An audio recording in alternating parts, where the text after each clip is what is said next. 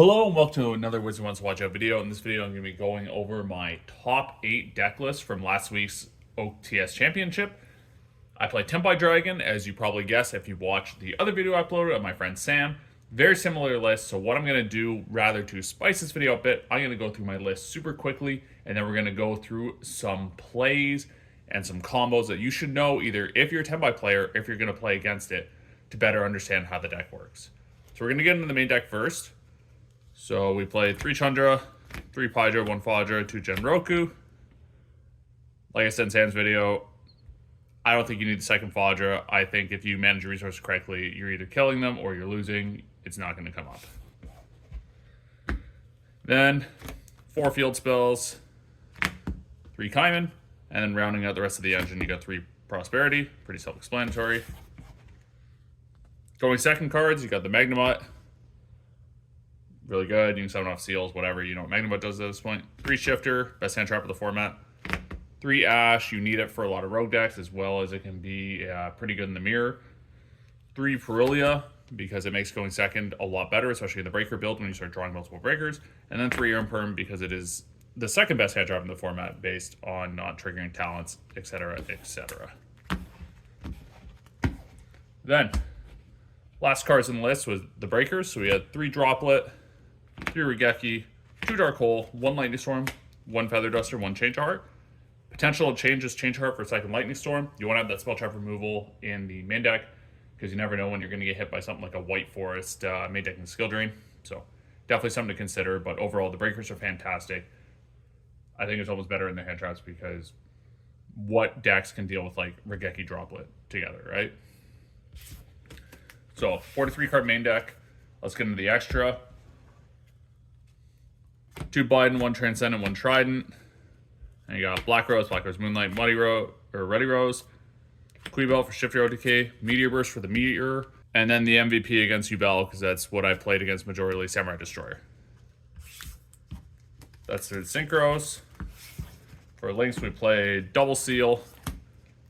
I don't recommend this. Play an SP instead. You'll get more utility. I know you're dragging along half the time, but there are times, especially when you do Samurai Destroyer plays against Yubel, that banishing that Nightmare Pain off their field at the end in main phase 2 can be pretty good to kill their follow-up. And then you got Hida, Doolittle, and Promethean. There's a cute little combo you can do a Doolittle with Promethean. You're playing it sort of for the D barrier lines, but also because it's a way to link out the princess, make it Interruption Grave. Alrighty, then the side deck. We got Jerusalem, Double Nib, Double Droll. The numbers are fine as they were. 3 Spooky Dogwoods. I did not like this card in Tenpai. I know the European champ used it effectively against Ritual Beast, but every time I found I was using Spooky Dogwood, I did not have very many resources left, and it almost gave my opponent just as much time as it gave me to get more cards, and they just drew better cards. Then we got Double Crossout, fantastic for the mirror. Triple Cosmic, just as that extra spell trap removal for skill drain, among other things. Krakamino Drago for winning against all the Fiendsmith decks, as well as Yubel. And then Revelry of Warlords for just hitting Snake Eye. So that's the deck list. Let's get into the combos now. So the scenario for this is you're forced to go first by your opponent. You're in the Tenpai mirror match. You end on Hieratic Seal and Infinite Permanent set. Rest of the cards in hand doesn't matter for this specific play. Your opponent goes to their main phase. They activate Sangan Summoning. They go Sangan Summoning effect to search. Search resolves, whatever. They discard a brick and they add a Paidra to hand. Then they normal summon Tenpai Dragon Paidra effect to search. What you can do in this scenario in order to stop their play is you can go Chainlink 2, activate the Infinite Impermanence, targeting the Paidra.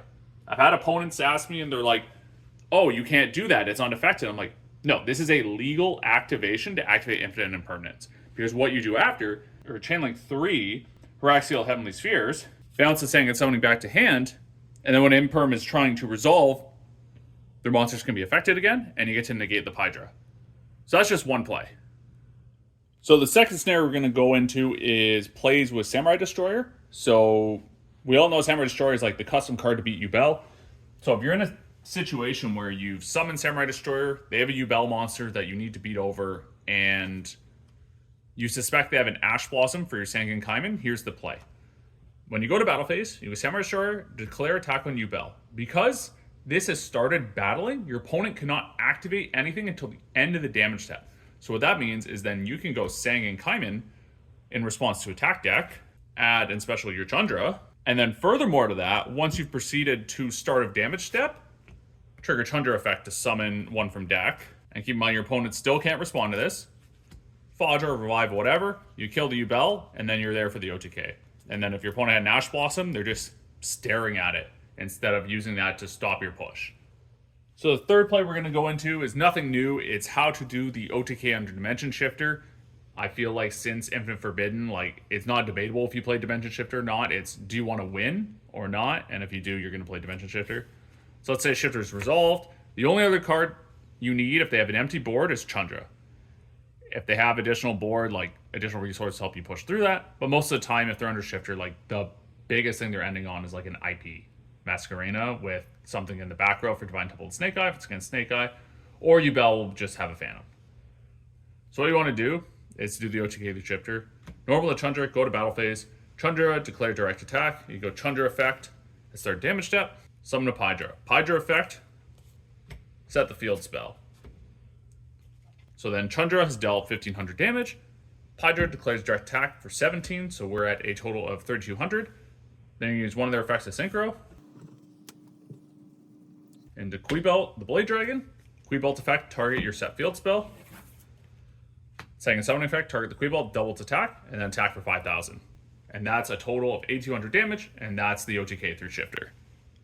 So last little tidbit I'll give for this deck before the end of the video, and if you've been liking these so far, be sure to like and subscribe, and I'm sure you'll see plenty of more competitive content in the near future, especially with YCS Niagara coming up. So back to what we were talking about earlier.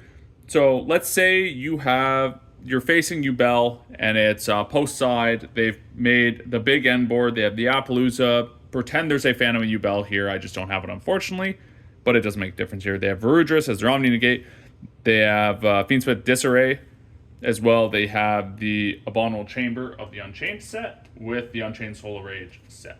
Luckily, when we look at our hands, we have droplets, 2 copies of Regeki, and something to facilitate the OTK. Let's make sure we don't mess up our board breaker usage so that we don't lose. Because there's 2 ways this could go, and you just have to pay attention to which interactions your opponents are using, and that'll dictate how well this goes. So, first off, we just play the Regeki.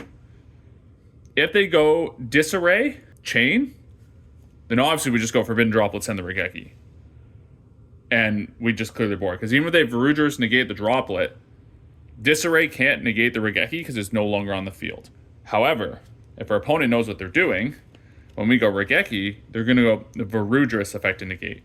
And you might think, similar scenario, oh, then just chain the Forbidden Droplet, send the Regeki. The issue with that is even if we also send a monster a Forbidden Droplet, unless we also send a trap card, what our opponent can do is they can chain Abominable Chamber of the Unchained, and then chain Fiendsmith Disarray to that to negate our Forbidden Droplet. That way the Varudris goes through, negates a Regeki, and we wasted a Forbidden Droplet.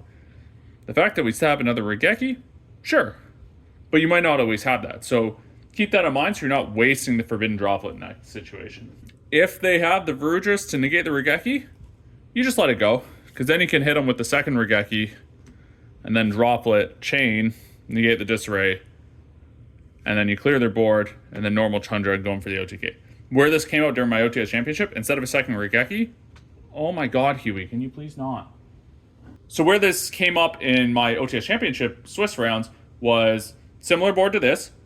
I instead of a second Regeki, I Change a Heart. So I went Change a Heart in the Varudris, use Varudris to negate, and then I did the Regeki Droplet Send. So just be mindful of your board breakers, and remember that just because you use Forbidden Droplet and send a monster, they can still chain the trap, and that's an avenue to then use Disarray to negate it. So that's all I have for this video. I hope you enjoyed this sort of like in-depth look at Tenpai, and I hope I see you in the next video.